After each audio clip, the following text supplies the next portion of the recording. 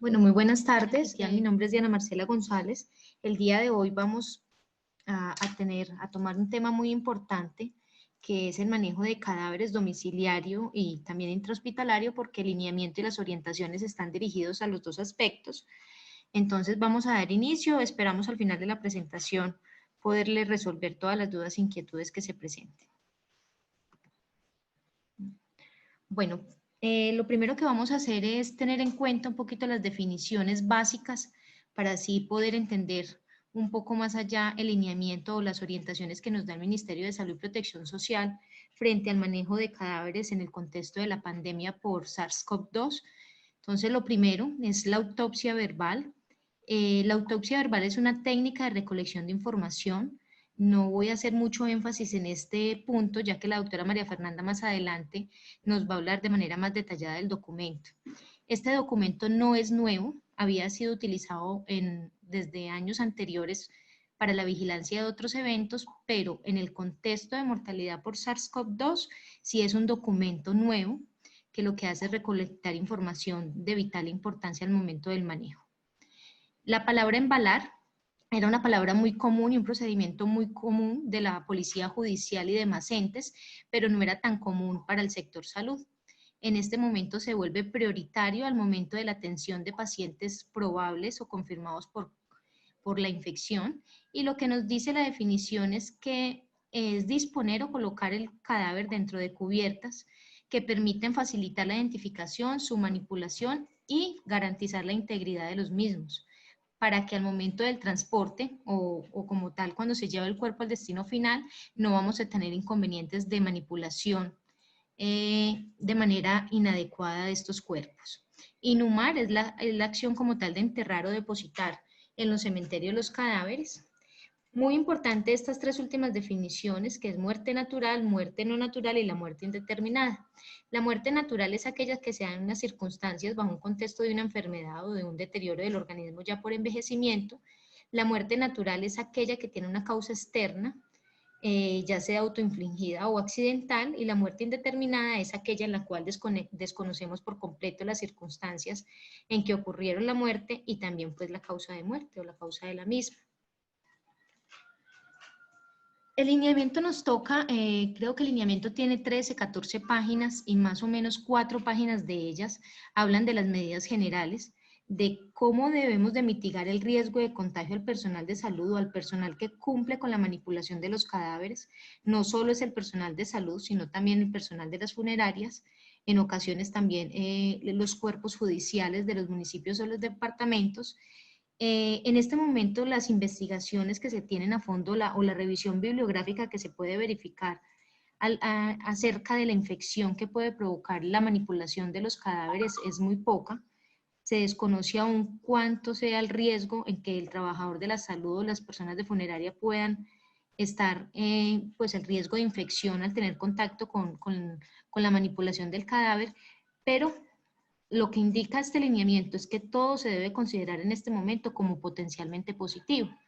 Entonces, por eso este documento está dirigido a eso, a darnos indicaciones y medidas generales de cómo actuar en el contexto de mortalidad por el nuevo coronavirus. Lo primero, el manejo de la comunicación asertiva, dirigido a la familia, a los compañeros de trabajadores de la salud, a la sociedad, a la red de apoyo. Frente a la comunicación asertiva, hemos visto en medios locales cómo se ha manejado muchos rumores acerca de las mortalidades por COVID. En algunos casos o en algunos medios sociales hemos visto que a los trabajadores de la salud les pagan por los muertos, que el cuerpo nunca se lo entregaron, que las cenizas nunca llegaron a la casa, que a todos les ponen diagnóstico de COVID. Y eso, ¿cómo lo podemos mitigar? La mejor manera de mitigarlo es a través de una comunicación asertiva, que va dirigida desde los trabajadores de la salud hacia las familias. Desde el primer momento en que la persona ingresa como tal a un centro hospitalario, desde ese momento se le debe indicar a la familia por qué es un caso probable para COVID, qué muestras se le van a tomar. Después del fallecimiento es muy importante explicar por qué se debe manejar el cuerpo como se debe manejar, teniendo en cuenta siempre que al momento en el contexto de manejar el cadáver es muy importante pensar en la colectividad y en la salud pública y no se piensa de manera individual.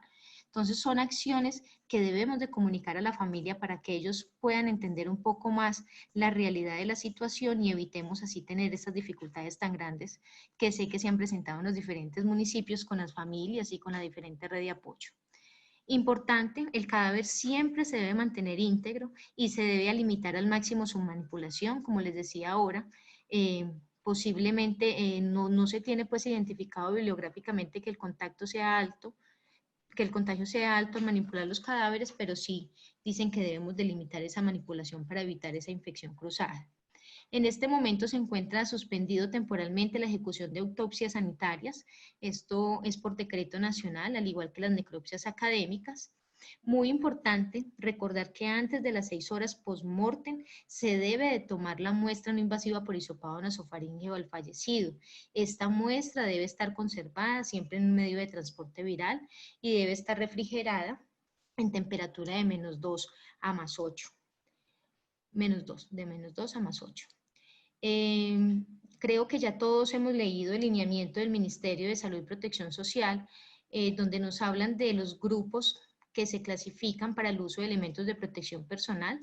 Entonces quiero decirle que hacen parte aquellas personas que manipulan estos cadáveres probables del grupo 1 de dicho lineamiento, donde identifican que se debe tener de manera permanente el doble uso de guante, máscaras de filtración de alto flujo, como es el N95. Por ningún motivo, las personas que manipulan los cadáveres en el contexto hospitalario, en el contexto domiciliario, pueden utilizar tapabocas convencionales. Está completamente prohibido. Se deben de utilizar máscaras de filtración o de alta eficiencia. Se debe de utilizar monogafas, se deben de utilizar batas impermeables de manga larga.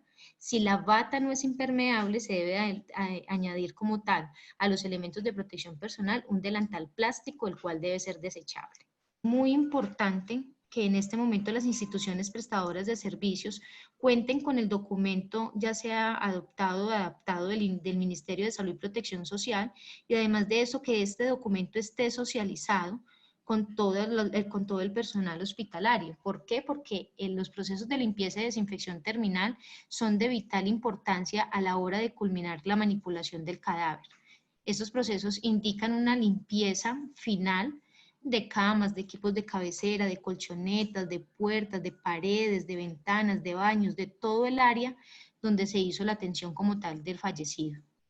En este momento todas las instituciones deben de tener en su dotación las bolsas para manejo exclusivo de cadáveres, que son bolsas con características bien importantes, entre ellas el espesor mínimo debe ser de 150 micras, deben ser resistentes a la filtración, son las bolsas blancas que pueden ver en la imagen. Estas bolsas cuentan con una cremallera, la cual es completamente necesaria, la debemos de tener ya que es importante a la hora del embalaje, que ya más adelante lo vamos a ver paso a paso. ¿Qué nos dice el lineamiento? Dice que la disposición final preferiblemente debe ser a través de cremación o debe ser a través de inhumación en sepultura o bóveda individualizada. Hay que tener claridad en esta parte. Nos dice preferiblemente cremación, pero si el cuerpo se va a hacer con inhumación en sepultura, debe ser informado a la Secretaría de Salud Departamental de que ese va a ser el destino final como tal del cuerpo. Muy importante, en este momento no está permitido el traslado hacia otro departamento, ¿sí? Hay que tener en cuenta que no todos los municipios tienen crematorio, entonces por ello acá en el departamento sí se permite como tal el traslado entre municipios que sean vecinos, pero no a otros departamentos. En caso de que se deba realizar traslado a otro departamento del cuerpo, este también debe ser autorizado por la Secretaría de Salud Departamental.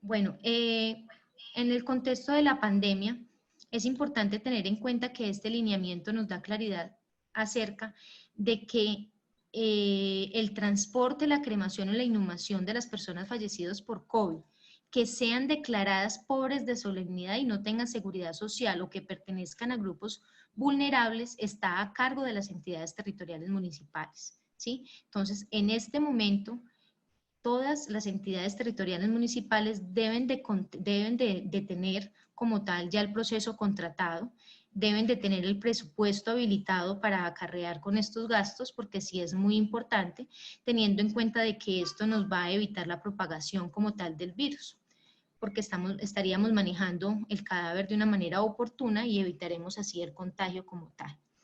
Evitar la realización de rituales fúnebres, por eso también es adecuado que los diferentes entes territoriales estén muy pendientes de los actos fúnebres que se realizan en sus municipios, estar atentos porque recuerden que todo paciente que sea probable quiere decir que esté a espera de un resultado, o todo paciente que sea confirmado por la infección por COVID-19, este paciente no puede estar siendo velado como tal de manera rutinaria. Esto evitaría pues debemos evitar al máximo que tengamos reuniones o aglomeraciones de personas tipo velorio.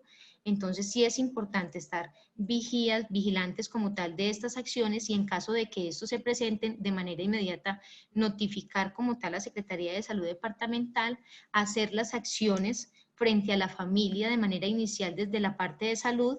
Si salud no puede realizar ninguna acción o definitivamente la familia insiste en que continúa con esta celebración del ritual fúnebre, lo que se debe hacer es activar como tal a las secretarías de gobierno.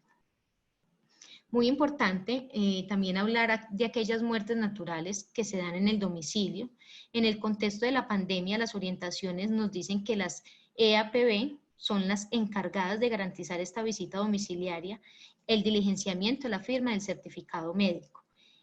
Para los médicos que están acá presentes, la doctora María Fernanda más adelante va a dar en más detalle esta situación, pero en caso de que se tengan dudas o sospechas para la certificación, se debe activar como tal la policía judicial. Normalmente, ¿en qué casos? En casos de homicidios, en casos de suicidios, en accidentes como tal, o cuando tengamos una muerte indeterminada. Bueno, ahora vamos a hablar de cómo actuar frente a un deceso en una casa de aquel pacientico que no tenía atención médica previa. Entonces, como ya les decía ahora, hay un desplazamiento al domicilio del equipo de salud, llámese el equipo de salud direccionado por la EPS o el equipo de salud dirigido por el ente territorial cuando este paciente no tiene afiliación como tal y está clasificado como pobre. Entonces nos vamos a que el equipo de trabajo llega al domicilio. Hay un interrogatorio inicial que nos da para aplicar la autopsia verbal. Además de eso, el médico debe revisar diferentes fuentes que pueda tener la familia, historia clínica, reportes de laboratorio, entre otros. La recomendación es que esta autopsia verbal se pueda realizar de manera previa a que el equipo se desplace al hogar, o sea, se puede hacer en forma telefónica y debe ser recibida por el acudiente o el familiar más cercano del fallecido. Posterior a la aplicación de la autopsia verbal, el médico, con los hallazgos que encuentra, deberá soportar si se tiene una sospecha o una probabilidad de infección por COVID-19 o de una enfermedad respiratoria no determinada, y en caso de que no hayan transcurrido más de 6 horas, se procede como tal a la toma de muestra post-mortem no invasiva a través de hisopado nasofaríngeo. Posterior a ello, se deben de tomar las muestras al cuidador y acompañantes. Esto es muy importante, no solo la muestra de hisopado post-mortem, sino que de una vez se debe hacer las valoraciones de los cuidadores y acompañantes que estén en el núcleo familiar. Estas valoraciones deben de estar a cargo del equipo multidisciplinario designado por la EPS en ese momento o por el ente territorial. Posterior también se hace la emisión y firma del certificado de defunción. De allí pasamos al embalaje del cadáver para entrega al servicio funerario y esta acción, que es la educación de desinfección para la familia. En el lineamiento, en los anexos, creo que es el anexo 2 o 3, indican el paso a paso de cómo educar a la familia para que haga la desinfección final del hogar, de cómo educar y cómo recomendar a la familia el aislamiento preventivo que se debe realizar, y también en esta educación incluye el destino final que va a tener el cadáver y cómo se va a manejar todo el proceso. En resumen, es muy importante esta diapositiva para tenerla en cuenta a la hora de realizar las contrataciones con las diferentes EPS, de cómo hacer pues el procedimiento, de cómo de cuáles son los puntos que se deben de tener en cuenta para la realización o cuáles son las acciones a realizar en el manejo de cadáveres en domicilio a nivel intrahospitalario. Entonces, acá son 11 puntos. El primero es la inspección del cadáver, que se debe hacer por el equipo médico. La toma de muestra de hisopado nasofaringeo. Recuerden que la muestra está también dirigida a los contactos estrechos y al paciente. El embalaje del cadáver, la realización de la autopsia verbal, el certificado de defunción que debe tener la secuencia causal solicitada por el modelo del Instituto Nacional. Se debe realizar la historia clínica del fallecido, al igual que la historia clínica de los contactos estrechos del fallecido. Se deben de realizar las fichas de notificación epidemiológica. Es muy importante recordar que en este momento la única ficha utilizada es la 346, incluida también para los fallecimientos. Se debe hacer, como ya le dije, la valoración de los contactos estrechos, la toma de las muestras, la educación a la familia, es el anexo 5, que lo encuentran en el mismo lineamiento de orientaciones que será enviado al finalizar las presentaciones. Y por último, los prestadores de servicios de salud tienen la responsabilidad de entrega del cadáver, ya sea o a la familia o al servicio funerario. Entonces, el manejo de cadáveres en el contexto de la pandemia tiene dos fases. La primera fase es llamada también fase de la atención post-mortem y va desde el momento de la muerte hasta la entrega del cuerpo a los familiares o a la red de apoyo. Esta responsabilidad está a cargo del prestador de servicios de salud y del asegurador del afiliado, en caso de los muertes naturales. Y la segunda parte, que es atención post-mortem como tal, va desde la entrega del cuerpo a los servicios funerarios o familiares o dolientes hasta la disposición final del cadáver. Acá volvemos a resaltar que la responsabilidad de los gastos que acarrean estos servicios está a cargo de las familias o de las autoridades administrativas locales, llamadas alcaldía, cuando el fallecido no tiene dolientes o es pobre de solemnidad. Entonces, acá volvemos a hacerle la pregunta que es muy importante que en este momento las diferentes alcaldías tengan el presupuesto asignado para esta actividad.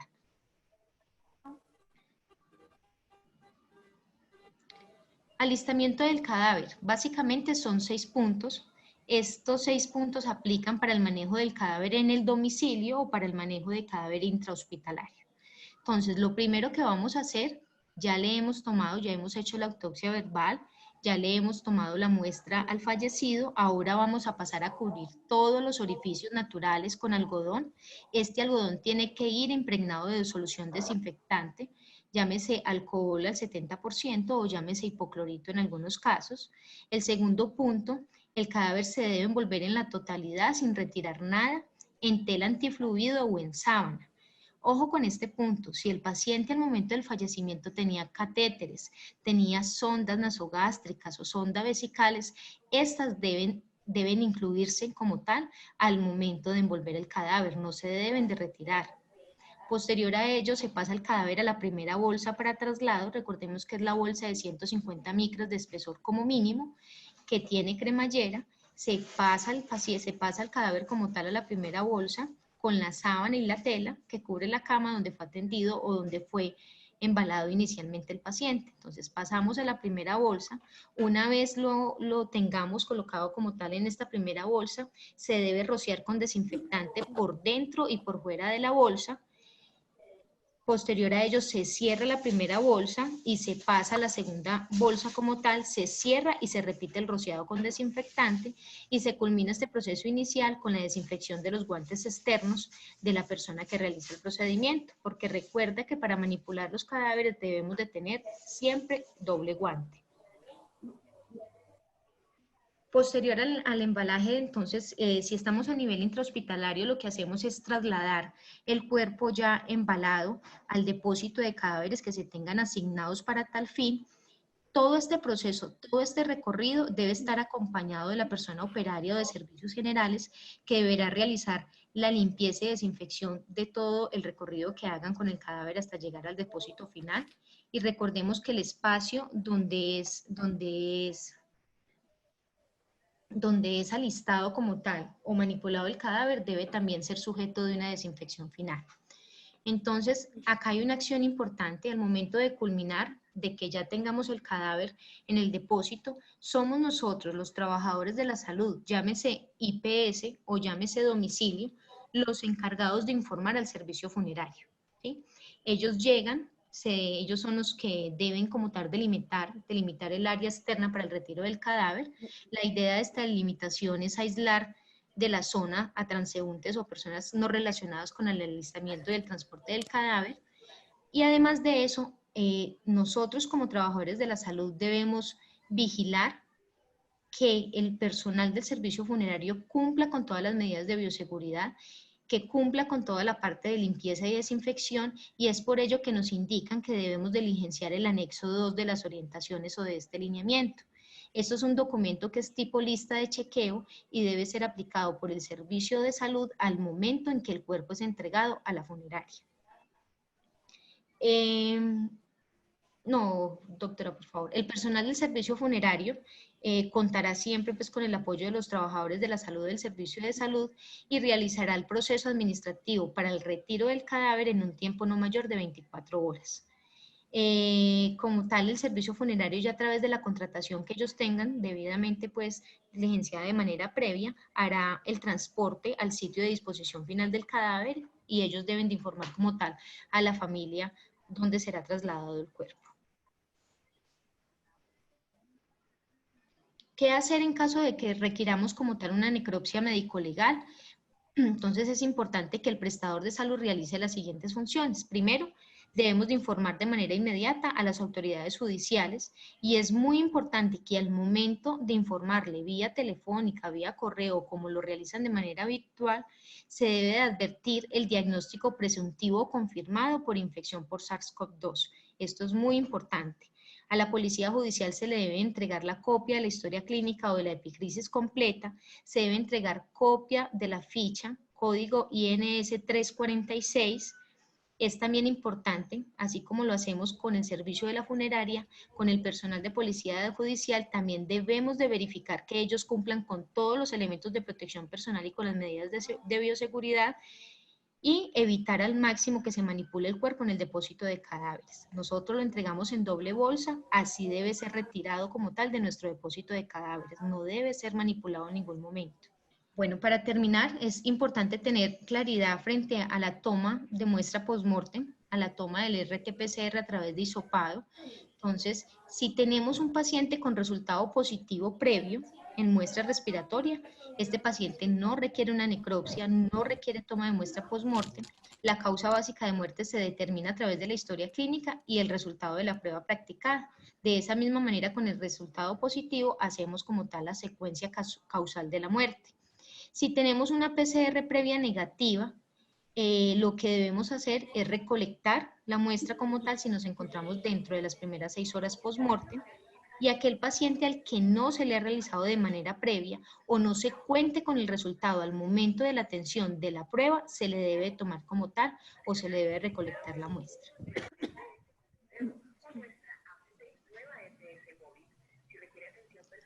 No sé si tengan hasta este momento preguntas o dudas frente a lo expuesto de manera anterior.